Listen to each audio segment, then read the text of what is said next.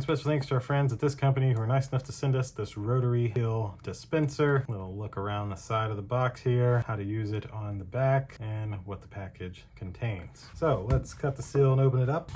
So inside of here you have your rotary pill dispenser, and that's it for the box. These are labels. They give you 20 labels so that you could label exactly what is inside your rotary pill dispenser. And inside of this is the pill dispenser. It's got a nice hand strap that you don't drop it or anything. And basically, you're able to take this lid off and individually fill up each one of these. And with these filled up, you're able to put on the stickers to see exactly what each one is. Whenever it's time to take one of your medicines, you're able to turn the top lid. So for example, if I had something in here, I'd turn it to this spot, open it up, I can pour one out, close it back up, take my medication, and then the next day, turn it over to this one and do the same thing. Makes it nice and easy.